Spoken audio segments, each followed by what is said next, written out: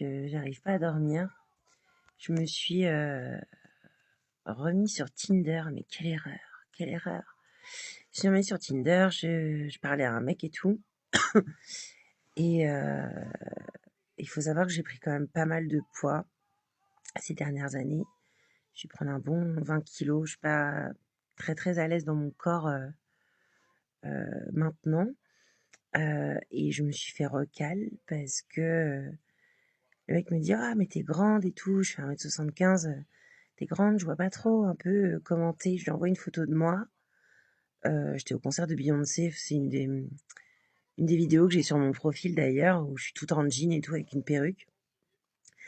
Je lui envoie et je lui dis, je dis: «Ouais, j'ai pris quelques kilos et tout, mais faut être un petit peu indulgent, machin». Et en fait, le mec m'a dit, clairement, c'est pas sa came, quoi. C'est dur. Rien que là, j'ai tellement de mal avec ça. Ça vient de m'achever, je pense. Même si j'ai des potes et tout, qui me disent: «Non, mais t'es canon, machin». Mais ben, moi, je me sens super nulle. Je voudrais perdre du poids, mais j'avoue que comme j'ai un terrain addictif, c'est hyper compliqué. Je voudrais juste pouvoir arrêter le sucre, tout ce qui est sucre raffiné, et cetera. Je sais pas comment faire, parce que c'est une putain d'addiction. Je sais pas, est-ce qu'un hypnothérapeute, ça pourrait marcher? Genre, je sais pas. Enfin bref, ça m'a foutu en l'air, quoi. Bonne soirée, hein.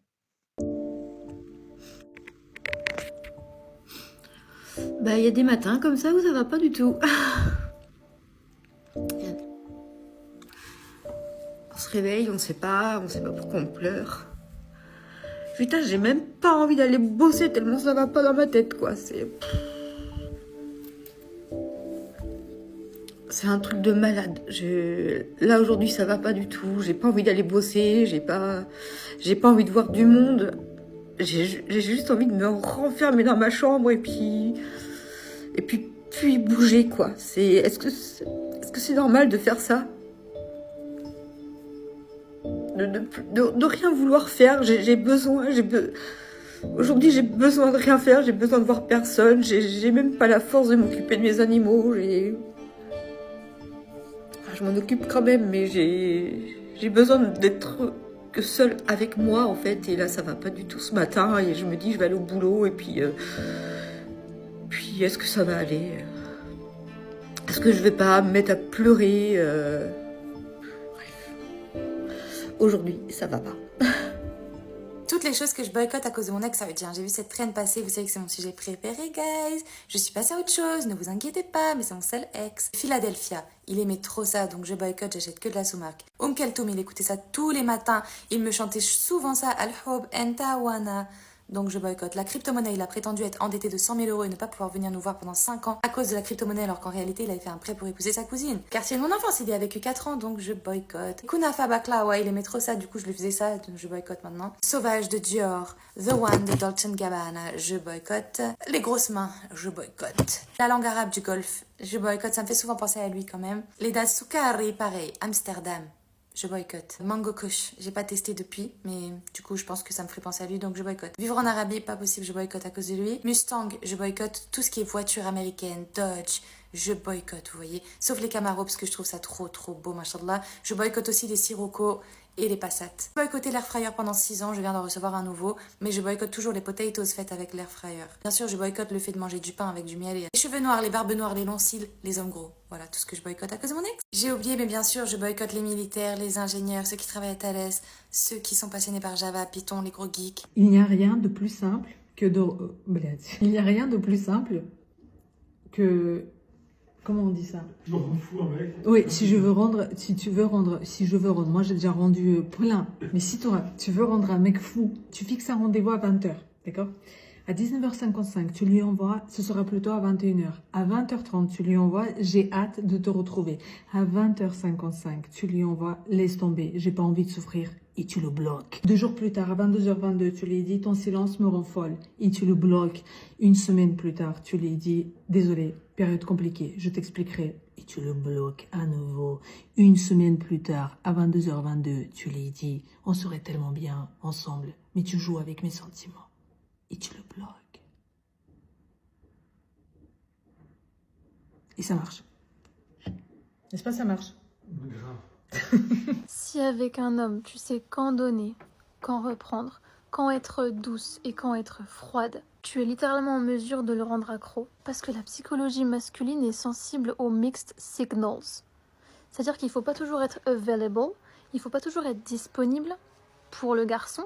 Et en même temps, il ne faut pas que tu le fasses pour essayer de jouer à un jeu, dans le sens où tu es clairement occupé avec ta propre vie, tu n'as pas que ça à faire de répondre à ses messages. Tu as d'autres priorités. Ce qui fait que comme lui, il sait qu'il n'est pas ta priorité, il fera tout pour charbonner, pour devenir cette priorité. Parce que cette place te mérite. Parce que pour l'instant, la seule personne de ta vie qui occupe cette place, on sait qui c'est. Et tu ne vas jamais perdre cette place. Tu seras toujours la priorité de ta life. C'est ce qui fait qu'un homme se mettra inéluctablement dans son énergie masculine pour matcher le mindset à travers lequel tu vis déjà. Un homme te traite comme tu te traites. Donc si tu sais à quel point l'amour de ta vie, c'est déjà toi, il pourra que charbonner pour essayer d'occuper une place à peu près similaire. Sachant que tu descendras jamais du piédestal de ta vie. Et c'est ce qui fait que tu pousses un homme à se battre pour toi jour et nuit, même en étant engagé avec toi, même en étant en couple officiellement, dans une relation avec toi. Parce que la relation la plus importante que tu entretiens dans ta propre vie, c'est ta relation personnelle. Et c'est ce que tu renvoies dans ton charisme, dans ton aura, dans ton énergie, dans ton attitude, dans ton comportement, ton discours, les mots que tu sors, parce que tu reprogrammes ton subconscient. Et si c'est pas déjà fait, rendez-vous sur Instagram. Ça fait quelques jours maintenant que mon copain et moi, on a rompu. C'est très difficile à vivre parce que c'était une relation dans laquelle je me sentais bien. Le fait d'avoir rompu, ça m'a montré à quel point je m'étais complètement oubliée dans cette relation et que j'avais juste répété un schéma que j'avais déjà dans ma précédente relation, à savoir ne pas savoir poser ses limites, ne pas savoir prendre sa place, se plier en quatre pour faire plaisir à l'autre. Aujourd'hui, c'est plus du tout ce que je veux. Et même si ça me fait terriblement souffrir, je pense que c'est bénéfique pour moi de repartir de zéro, on va dire. Donc ça fait du mal, hein, parce que c'était une relation quand même qui a duré 3 ans, où on a construit des projets, il s'est passé plein de belles choses.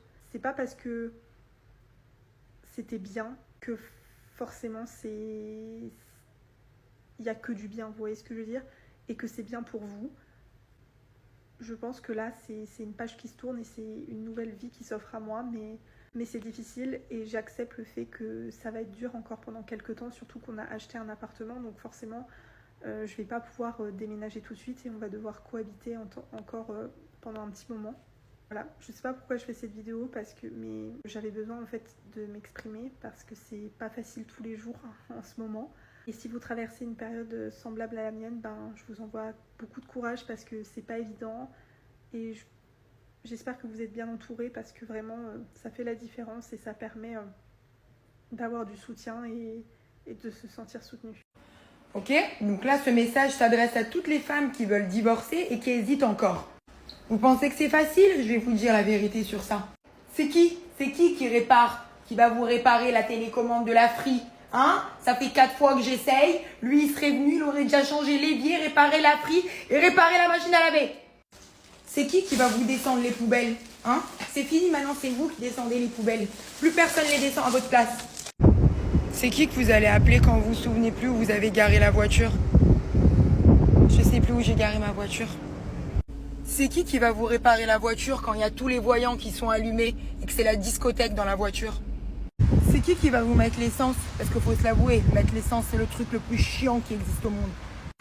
Et enfin, c'est qui va vous ramener la bouteille d'huile et les 2 packs de farine que vous avez oubliés en rentrant du travail? C'est lui. Je peux en sortir 100 des comme ça. Mais bon, je vais m'arrêter là. Allez, divorcer pour les bonnes raisons.